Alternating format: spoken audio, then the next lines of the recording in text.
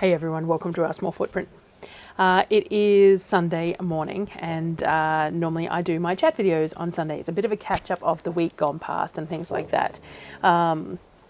I generally try and bake something while I'm doing it, and I had pulled everything out because I was going to bake some pizza pockets for the kids, except that I've just had a message from Darryl from after church asking if I could do pizza for dinner tonight. So that's fine, because the reason I was going to do pizza pockets, this is going to be a little bit out of sync because normally I put these Sunday videos out same day, and the video where I canned the pizza sauce hasn't come out yet.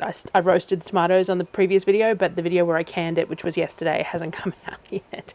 But anyway, I canned the pizza sauce and I have a couple of jars that failed. I don't know why. I kind of I do everything right. Correct headspace. I've been canning for years.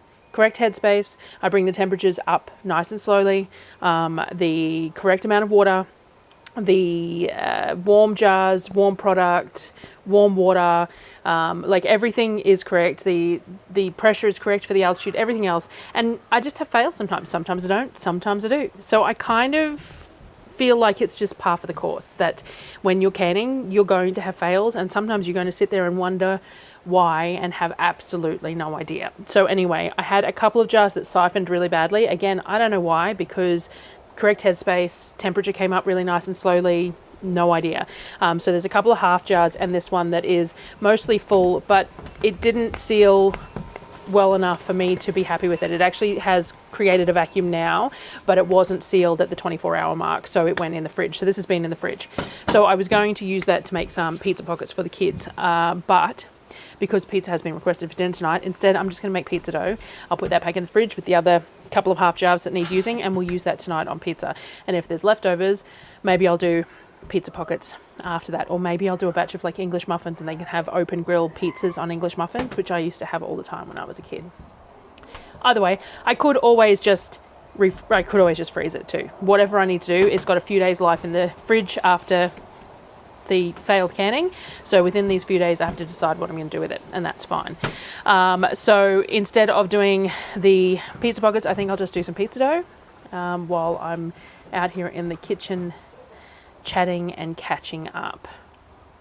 I think that's my plans just got changed on me. It wasn't even me that changed them. So let me pull all the stuff together, because I was going to make flatbread dough in the Thermomix to use with pizza pockets, but the Thermomix isn't big enough to make my pizza dough batch. So I need to pull all my KitchenAid stuff out to do that. So I'll be back. All right, I'm pretty sure I'm still struggling with trying to figure out how to get a camera angle that can get the bench as well as me when I'm talking. It's not working. It's work in progress.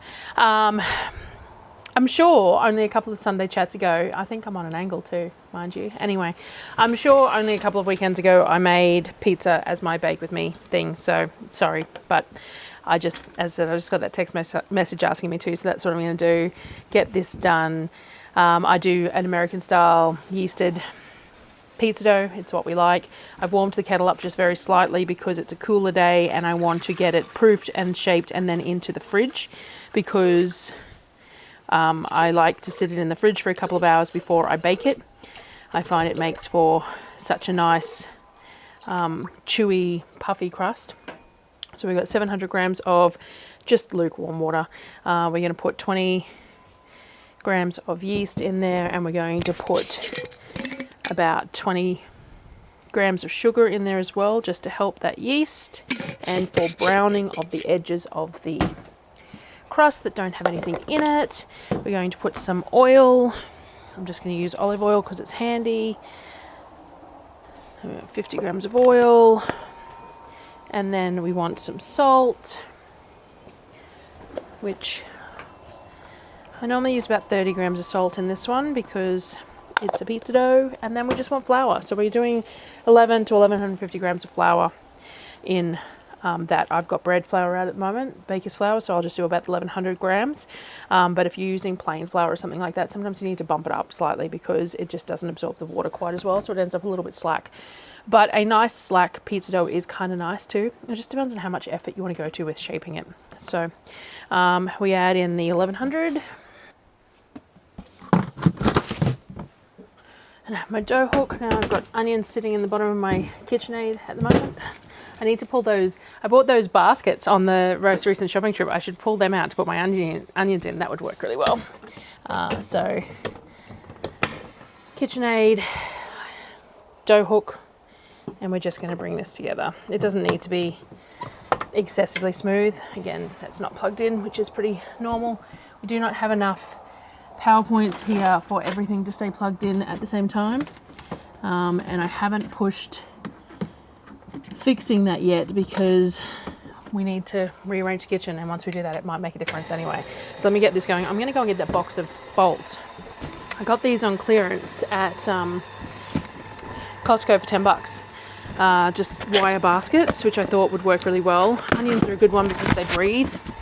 Though I did just do an order at IKEA for all the furniture for our office space. It's very exciting, but also scary spending money on furniture. But anyway, because we've got the extension building there now, we can outfit it knowing that that part of the building is mostly done. It still needs some internal cladding, and we need a proper screen door on the back French doors and things like that, but it's predominantly done.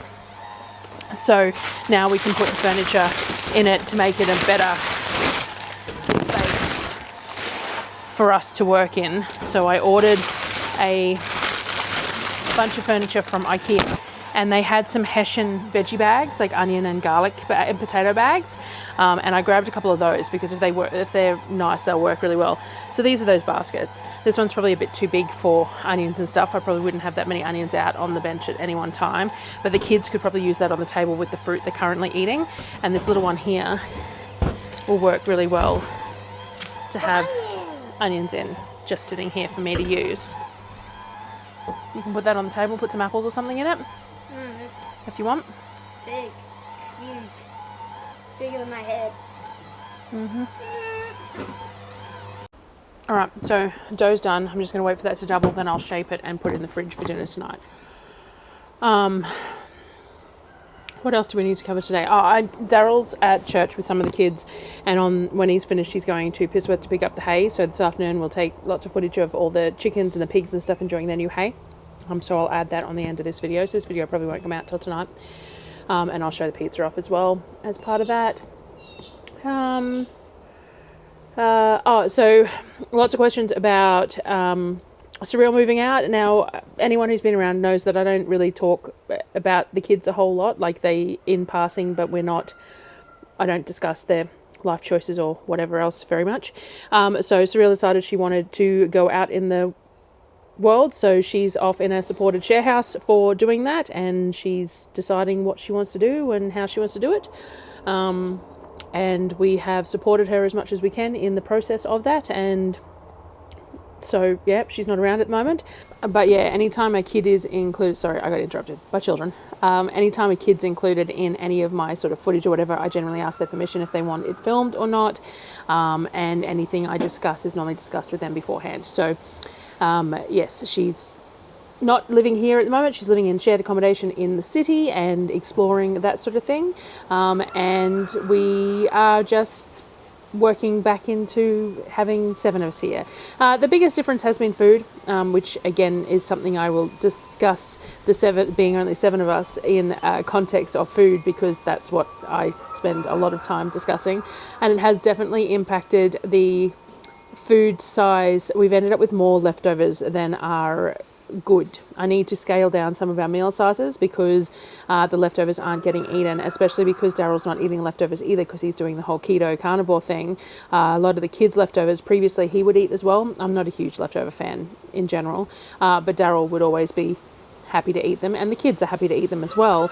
But there's been ending up too much, and then because I like to make fresh meals, then I sometimes make a fresh meal and there's leftovers in the fridge that aren't getting used, and it drives me nuts. So sometimes they can be frozen, sometimes they just go to the animals, and it's a little bit of a learning curve that in curbing the size of the meals that I'm making down a little bit. We also have the normal change of seasons food issue, which I go through every year, and every year I try and preempt it and I don't. And as we come into the cooler weather, the kids tend to snack more during the day and their meals aren't as large. I think I feel the same way. When it's cold, I generally have, like, we have coffee in these mugs. Also, side note, I got these from Costco. They're ceramic lined. I can't drink hot coffee out of stainless steel lined cups. It tastes funny to me. So I got these ceramic lined ones and I bought 2 sets of them, except that the kids tend to use them as well, the bigger kids. The boys, the 3 small boys, have smaller ones, but Sonnet and Apollo tend to use these for their hot drinks at night, hot tea and stuff as well. And they've lost a lid, and so I bought another set of 2. Mine's got a whole bunch of scratching on the inside, and I thought, oh well, I'll swap it out for one of the newer ones, and I'll buy another set of 2 when I'm at Costco this trip, just to have them in the packaging on the shelf, except that there weren't any left. So if anyone sees them anywhere, they're a Sourdough brand, but if you buy them online, they cost an absolute fortune. It was only like $35 for 2 of them through Costco, which is really cheap for a ceramic lined coffee cup. And you can get other ones. The kids, I have small ones for the boys, they're ceramic lined, like Smash brand or something, but they're only like 300 mils, and these are $6.80, which works really well for Darryl and I, because I fill it up to, in warmer weather, once or twice a day, in cooler weather sometimes 3 or 4 times a day, with the pour over coffee. So if anyone has seen any anywhere, let me know, because I would really like another set to replace some of the ones that are getting damaged, but also just to have as spares, because ceramic lined larger coffee cups are not that easy to find. Children again, and that was a squirrel anyway. So yes, in winter I find I will have 3 or 4 of these, just because I want something during the day, even if I'm not hungry as such, but it's cold weather and you want a snack or you want a warm drink or whatever. So the kids tend to snack more during the day in winter than they do in summer, and then their meal sizes are a bit smaller because they've been snacking during the day, whereas in summer they tend not to eat too much during the day and their meal sizes are quite large. And I see it happen every year. Which is why someone was asking why I use protein powder in a lot of the baking and stuff, and part of that is because they snack a lot and not necessarily sit down to full meals, and so I want the snacks that they're having to be the most beneficial for their bodies that they can be. So this it's a vegan protein powder, because they're dairy free, is almond based or peanut based, and by adding that to things like their pancake bakes or to their bliss balls or whatever baking, then I'm just bumping the protein that they're eating in the snacks, because they eat a lot of fruit too, which is all carb, and kids need carb and they're very active, but it's not as filling, and there's a lot of sugar, natural sugars, but a lot of sugars in it that can not necessarily keep them sated, and make them come back, so they'll eat more fruit. So by mixing up some of the protein sources with the fruit, then it's a bit of a more nutritionally dense, well-rounded sort of foods. I am going to make, I keep on saying it, I've got the order up on my screen. I need to hit checkout on it. I'm so slack, of my spices and my dehydrated vegetables and stuff that I'm going to use to make the instant soup mixes for the kids, and I'm going to try some instant noodles in some of them maybe. I am going to try dehydrating some of my own vegetables and stuff in the Bench Foods dehydrator, because I love how warm it can get, and so how quickly it will get things. And some of the apple that we dehydrated ended up really crisp, which is great. The higher temperatures mean you're losing more nutrients, but at the same time we want it nice and dry, and I don't want it to take too long, because we just don't have that facility to have that length of time. So I am going to do some zucchini and try some carrot, and if I can get some sweet potato or pumpkins. We've got a hamper coming next week. They normally have sweet potato. Then I will give it a go. But we are struggling a little bit with power at the moment because of the change of season as well. The sun comes up later, goes down earlier, and it limits us a little bit. We do have the new, I mentioned last week, we've got new rails and panels to go up on the new roof. So that still needs to be done. It hasn't been done yet this week. This week's been a little bit of a write-off. It's been really packed full. Coming back on the Sunday really impacted just everything. So we need to pull the ute up beside the roof so that I can pass all the panels up to Darryl, and he needs to screw all the rails into the roof and then get the panels up there. I got the new inverter and the new charge controller and the batteries, so all that's sorted. We just need to get the panels on the roof now to power that. And once we do that, we will take some load off different places, and we might have more ability to use the dehydrator more without having to juggle the power. At the moment, it's just a juggle. We have to charge the Jackery off the kitchen solar as well at the moment. So if the dehydrator is running and the Jackery is charging, that's a lot of power going out at the same time if there's not a lot of sun.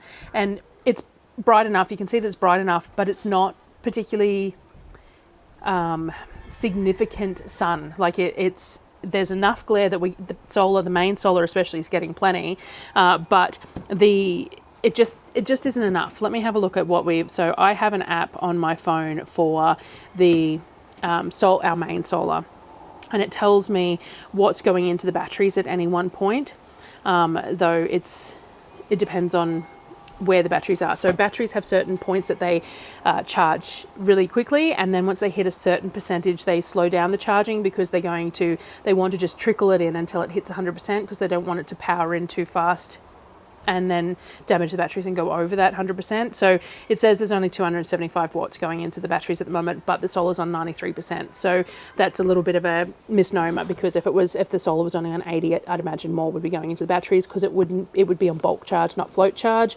So that all probably didn't make a whole lot of sense. I didn't think about that one before I shared it. But anyway, so the main solar at the moment is 93%. We did use the generator briefly last night though, because it got quite low. So we started off the day at a good number as well, but we are getting plenty of sun. It's just shorter hours of sun. And I think that the solar bank that's in the garden, I think maybe it's getting some shade. We may need to assess some of the trees that are around it, and thin out some trees that are shading that solar. We'll have to have a think about it. But yeah, so we do have the other solar to set up, which will help with that, and then I can use the dehydrator more often. I would like to have it available like at least every second day would be nice. I can give a day for recovery of systems if need be, or bad weather, and then just have it churning every second day, and then I can use all those things, all the excesses, and use all those things in other things. So I'm going to make those instant soup mixes. I get some pumpkin powder, some spinach powder, some tomato powder, potato flakes, all that sort of thing. And I'm going to make up my French onion soup mix once the spices arrive too, and I'll show you guys that as well, because a bit of that mixed in will be nice. I bought some extra bouillon because it was on sale, so we've got all those bits and pieces ready to go. I'm going to make the mushroom salt as well for Darryl, so I'll do a day of mixing up all those different things, the mushroom salt, the French onion soup mix, and some of the veggie soup mixes and stuff.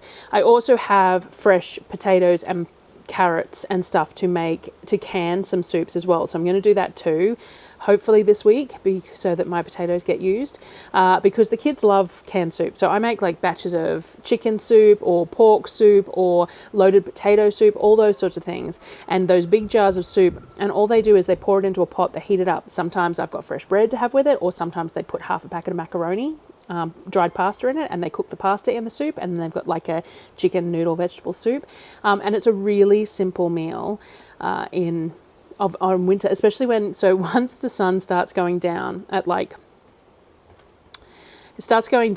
like 4:30, as it gets right into winter. It's not for a very long time, but like our winters are fairly short, but it still happens. And as soon as the sun drops, the temperature drops. So sometimes it's like 5 degrees out here in the kitchen, and when I'm making dinner. So having some simple things is really nice, but sometimes there's some really cold days as well. So I think I might can some of those soups in smaller jars too, and they can use them for lunches as well, especially if I've baked fresh bread.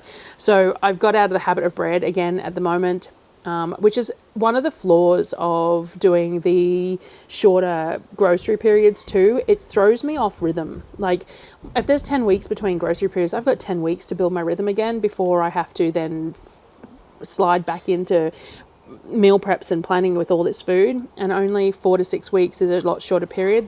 We're still working on all of that, but bread making is definitely something that I need to figure out again. I accidentally killed my sourdough starter, which is fine because I can make another one. It's just going to take time, but I haven't been doing sourdough because it's rhythm. It's like I've got a couple of videos on sourdough. I'll try and remember to put them in the cards. And there's this definite rhythm to sourdough where you have to maintain. It's not hard,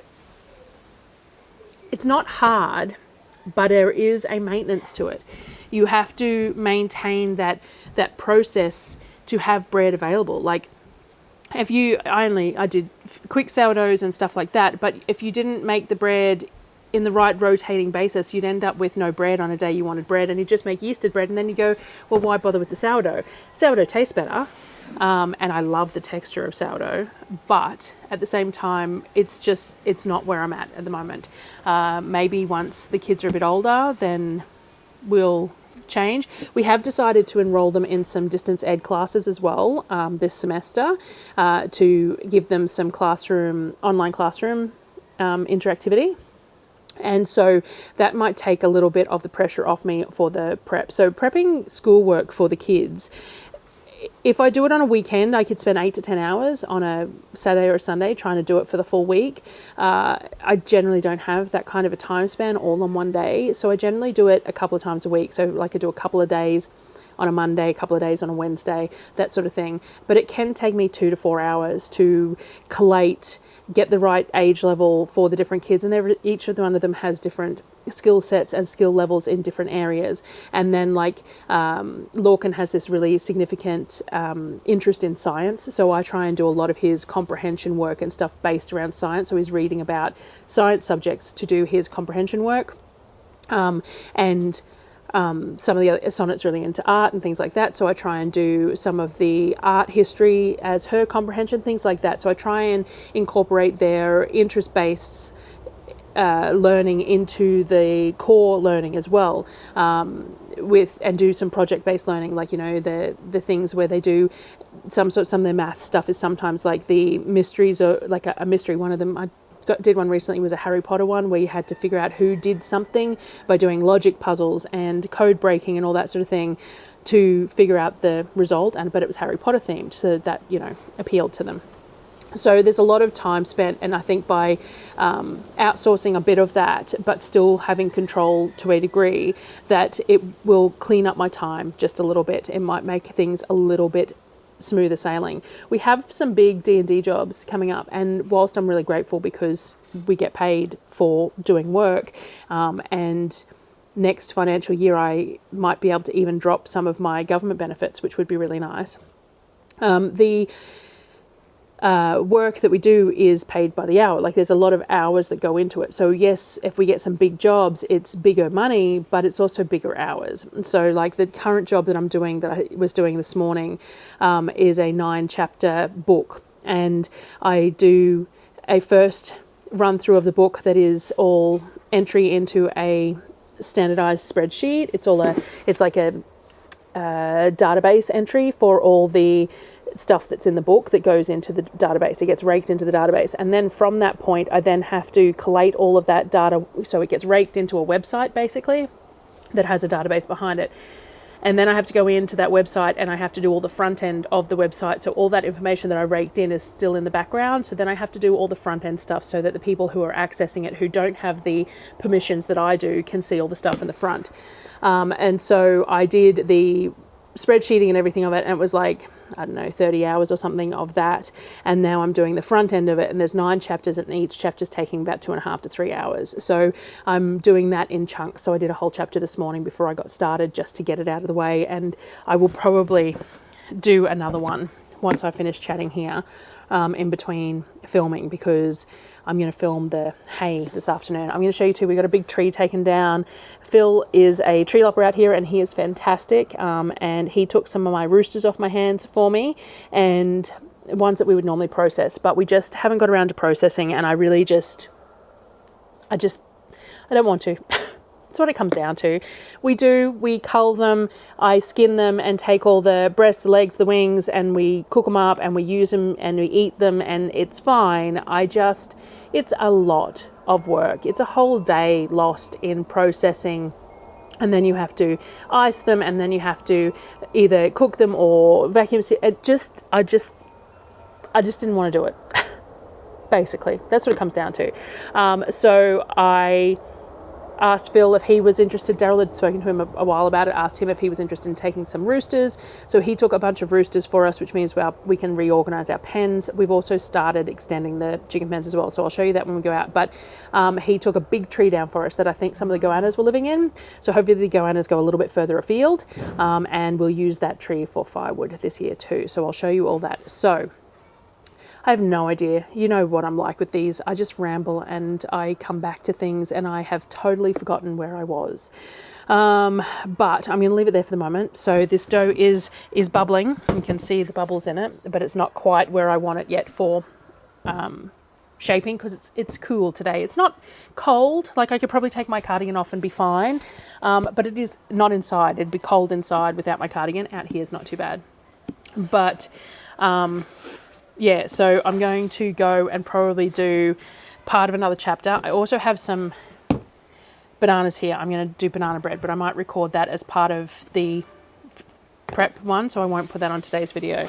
But I have some bananas there that need using, so I will do some banana bread later on. So I'm going to wait for this to proof, do some D&D work, and then I will come back, show you shaping this, and then by then everyone else should be back and we'll go and do all the hay, which is always fun. It's not.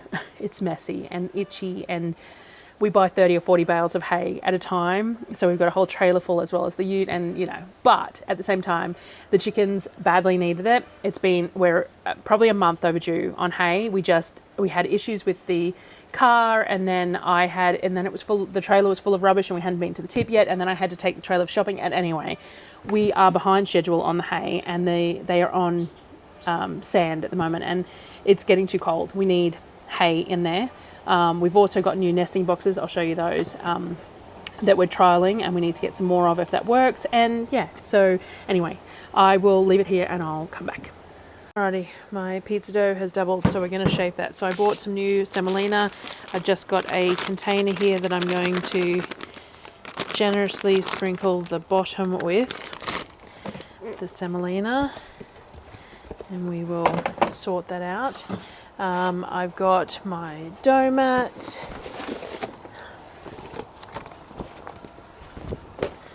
and we're going to go for 250 gram balls. That's what I normally do. I'm running out of space here for some reason today. I'm not real sure why.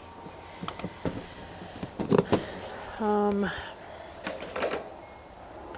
think the pot I'm using for the camera is slightly larger than normal. So yes, we've got the nicely doubled dough. Comes out nice and easy. I've got my here. I'm just going to sprinkle a little bit of semolina on my scales and a little bit on my board to use, and we should be able to split this into basically 8, because that's how I have always done it. Means we now have a spare, but that's not a bad thing. The kids can have it as breakfast pizza in the morning or whatever. So should be able to get about an 1/8, and it should weigh around about the 250. It says 300, so I'm going to cut that a little bit.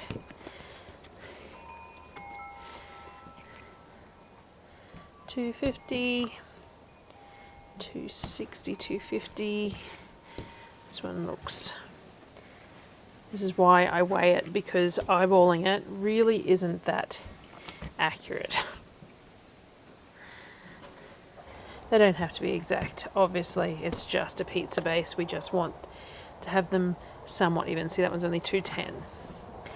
So I'm going to, and that's now 240. So that should be, everything should be within 240, 250 sort of thing. And then all I'm going to do is put them in a little bit of semolina, bring them together into a ball, roll them in that semolina again, and into the container with semolina. Super, super simple. And now this will go straight in the fridge, and I'll pull it out about half an hour before I'm ready to make dinner, which will probably be pretty early tonight, because pizza is kind of a time-consuming thing to make, and as we get into winter, I generally make it less, just because it gets darker earlier and things like that. But at the same time, we've got all the hay to get done this afternoon too, so I'll see how I go. I'll share anyway. So all of these are going to get shaped, go in the fridge, and then I'll bring you back when the hay arrives, and we'll film that, and then the pizzas when we're doing them. So this is our exciting Sunday afternoon. So we got, how many bales did you say? It was 46? 46 bales of this hay, and it's just dry grass, and it works really well as bedding for the chickens and the pigs. Darryl was saying he has some big sorghum rolls too that we might grab, some big bales for the pigs as well because they'll eat it and spread it as well. But so we've got the full back of the ute and the trailer to get sorted. This is the big tree that we took down. So this really big round tree which has a lot of hollows, and I'm standing in my own light, hollows and dirt in the middle. So it was it needed to come down, but there's some really good hardwood, and it just goes on and on and on and on. Apollo's walking down it for you.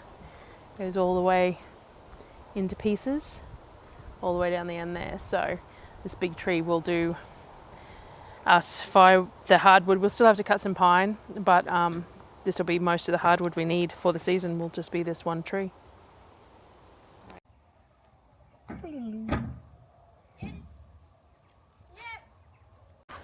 So we've finished filling all the pens. So we've got the duck pen with all our muscovies. We've got the pond filled up too. We did food and water. And we have a pair of hamburgs, spangled hamburgs in this pen too with the ducks. We just didn't have anywhere to put them at the time, and they are happy in here. The ducks don't bother them.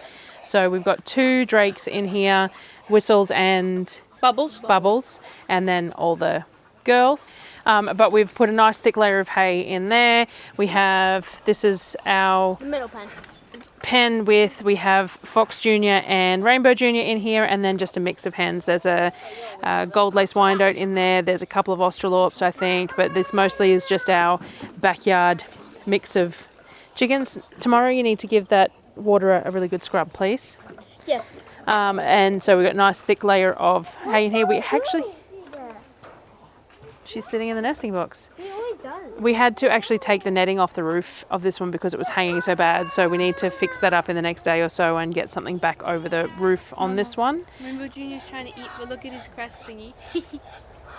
This is Rainbow Senior's pen, though we have just introduced a new rooster in here as well. So up in the back, the netting's in the way, but up in the back we've got a cuckoo Moran, which is going to be the new rooster for this pen. Rainbow's pretty old, but he's still doing okay, and they seem to get along all right with all these hens in here. And most of these hens are just bred backyard mixes of whatever we've hatched over time.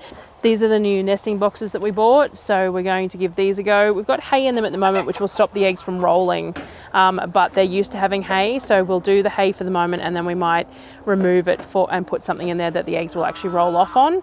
But these are the new nesting boxes that we've put in.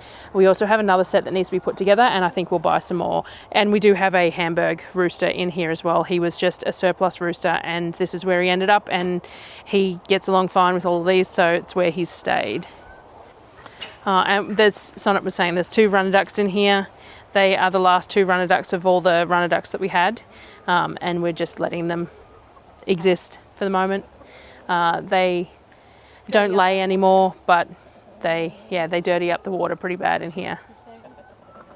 It's Tails' pen. So Tails is an Aracuna, and he has a whole bunch of other Aracuna girls in there. This is a fairly small pen at the moment. It's in one of the ones that we're going to be redoing because the pen beside it is actually empty at the moment. We just emptied it out because it has high sides, and we want to change that so that it's got wire sides. So we just rearranged, since we got rid of those roosters, rearranged so that we've got all the girls that were in that pen are in this pen now. So we've got a copper Moran rooster in here, and then we've got the Australorps that were from that other pen. We've got a Moran girl and a couple of Aracunas. So with the Moran boy, Moran girl, we should get some dark brown eggs and a dark brown layers if we hatch hers.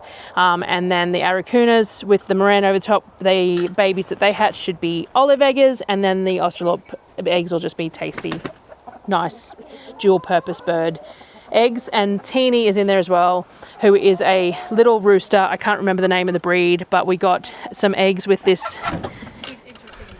We got these eggs with these little mini chickens in it, and he was the only one that hatched out of those. So we've kept him, and he gets along with this Moran rooster quite well. So we've left him in there for the moment. Smokey's trying to say hello. Smokey spends a lot of time with people, so she's pretty affectionate. Are our silver lace Wyandottes. We were actually lucky that they nested and hatched their own babies, and they were girls. We did lose one chick, but the other 2 chicks are girls. So we've just got one rooster, which they called a baby, and all his girls in here, all purebred silver laced Wyandottes. And that one has a weird beak. Yeah, we do have one with a crossed beak, but she's eating fine and drinking fine and everything else. So she'll be fine. She'll manage. And this pen had our surplus roosters in it, which are now gone. So all we've got is the 2 ducks. So we've got Loki. Loki has an angel wing. He's had an angel wing since we got him. And Snow. The plan is to eventually get some more ducks for these guys. But at the moment, they just share this space on their own. And they're pretty good. Big, but fairly gentle giants. And I also once saw. This is where we've started extending. So this is the back of the pen. So we've brought it out this way, and the plan is to go and create more down this length all the way to where we built in the turkey pen, but we hadn't built in the rest of it yet. And then we're going to one of these pens, maybe this small one here that I said that was a bit too small, we'll take the sides off it and we'll make that the walk-through. And these are the turkeys. So Alba Turkey is the white one, and she was the one that just turned up on the property at some point. And we got her some friends, and it was a male and a female and then a baby. It turns out the baby was a boy as well, which is a bit of a bummer, but that's life. So they are out the back here. We can free range them again eventually if we want to. We were just sort of homing them to the property. We'll have to make that call. We didn't spread the hay out in here because they panicked a little bit when Apollo started, and one of them actually flew out of the pen. So they'll just have to spread it out themselves, which is fine. They're the guys' thingies. Yeah. Hey, ladies. So they're very, very pretty. I think this baby is the prettiest male. Because he's got all those brown spots all up him. I think Albert's the prettiest in total. I like the pure white. Putting on a show for the camera. Alright, chickens are all sorted now. Kids are having showers because they're all itchy from the hay, and we're going to start on dinner. So I've just pulled the dough out of the fridge to come up to room temp, and I'm going to cut up some bacon. We're going to go really, really simple. I'm basically just going to do bacon, heaps of pepperoni because we've got all that frozen pepperoni, and then I'll use the dairy-free cheese for the kids that I bought to try those pizza pockets with, because I think it'd just be a nice treat to have it on pizza, and I bought it. So and then we'll have that pizza sauce. So the star of this pizza is going to be the pepperoni, the pizza sauce, and the bases with a little bit of bacon. So I'm just taking the rind off this. It's pineapple too. Do you want pineapple on your pizza? I'm going to grab a jar of pineapple. Can you look at I'm just gonna. Alright, so as I said, super simple. The dough has been in the fridge this amount of time, so all I'm going to do is I'm going to coat it in some semolina to make it easier to work with. Going to stretch it out.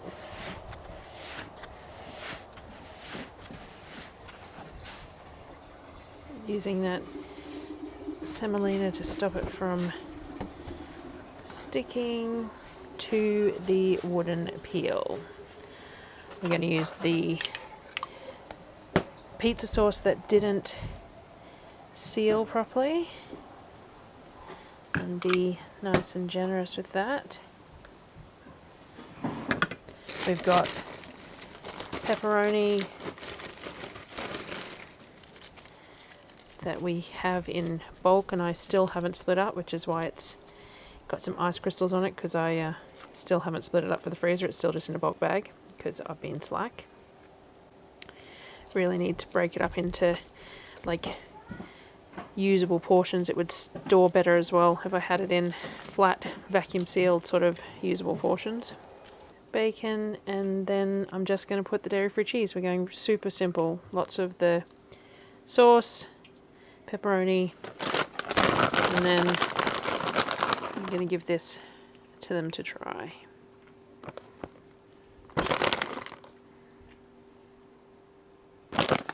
And that's it for these ones.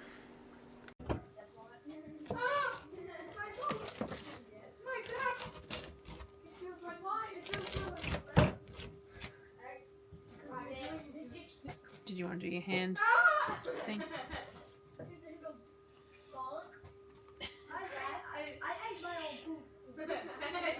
You gotta play it in. You gotta play it normally, then you could reverse. And that is our Sunday up. Everyone's eating the pizza and then they have chocolate cake and there's still apple crumble left and things like that. So I think I covered everything I needed to cover today, and I'll put this all together and I'll see how I go. I mentioned the kids' onesies for Easter. These are the onesies the kids get. So Mr. Little Wolf Boy. So Kavik actually is Inuit for wolf or Wolverine. So I tend to buy him wolf themed things. So thanks for watching, guys, and I will see you on the next one.